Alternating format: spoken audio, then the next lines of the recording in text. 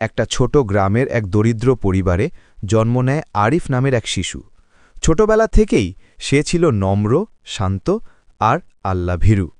তার বাবা ছিলেন এক কাঠমিস্ত্রি, খুব বেশি আয় করতেন না, কিন্তু তবুও প্রতিদিন নামাজ পড়তেন এবং আরিফকে শেখাতেন, বাবা, মানুষের উপকার করা আল্লাহর কাছে সবচেয়ে পছন্দনীয় কাজ। আরিফ একদিন কৌতূহল নিয়ে জিজ্ঞেস করল, আব্বা, উপকার করলে আল্লাহ খুশি হন কেন? বাবা মৃদু হেসে বললেন, কোরআনে আল্লাহ তাআলা বলেন, যে ব্যক্তি কোনো সৎ কাজ করবে সে তা নিজ উপকারের জন্যই করবে, আর যে মন্দ কাজ করবে সে তা নিজের ক্ষতির জন্যই করবে। সূরা ফুসসিলাত ৪১-৪৬। তাই মনে রেখো, প্রতিটি ভালো কাজ একদিন তোমার কাছে ফিরে আসবে। একদিন বিকেলে আরিফ নামাজ পড়তে মসজিদে যাচ্ছিল। পথে সে দেখল এক বৃদ্ধা মহিলা মাটির পাশে বসে কাঁদছেন।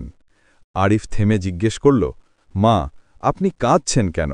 বৃদ্ধা বললেন, বাবা, ৩ দিন ধরে আমি কিছু খেতে পারিনি, কেউ সাহায্য করছে না।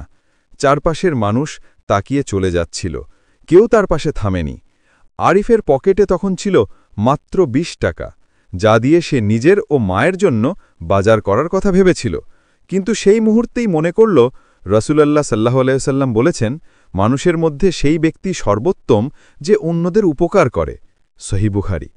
আরিফ একটু ভেবে নিজের পকেট থেকে সব টাকা বের করে দিল বৃদ্ধার হাতে। বৃদ্ধা চোখে পানি নিয়ে বললেন, বাবা, আল্লাহ তোর জীবনে বরকত দিন। আরিফ হালকা হাসি দিয়ে চলে গেল।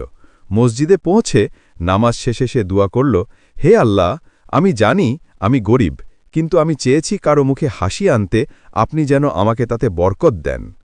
সেদিন রাতে এক আশ্চর্য ঘটনা ঘটল। গ্রামের এক ব্যবসায়ী, যিনি দীর্ঘদিন ধরে কাজের জন্যে একজন বিশ্বস্ত সহকারী খুঁজছিলেন, হঠাৎ আরিফের বাবাকে ডেকে বললেন, আমি শুনেছি আপনি সৎ মানুষ, আমার দোকানে কাজ করবেন?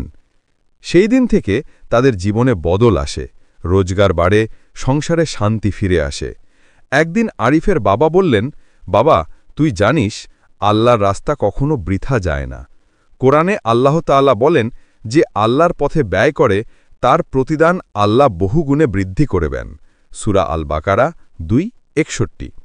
তুই যে টাকাটা দিলি, আল্লাহ তার বরকত ফেরত দিলেন আমাদের জীবনে। বছর কয়েক পর আরিফ বড় হয়ে গ্রামের শিশুদের কোরআন শিক্ষা দিতে শুরু করল। তার মনে সব সময় একটাই কথা ঘুরত, ভালো কাজ ছোট বা বড় নয়, নিয়তের ওপর নির্ভর করে।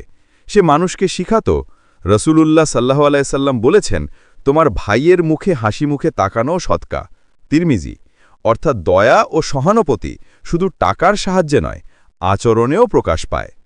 গ্রামের মানুষ দেখল যে আরিফ একসময় দরিদ্র ছিল, সে এখন মানুষের ভালোবাসা ও সম্মানের প্রতীক।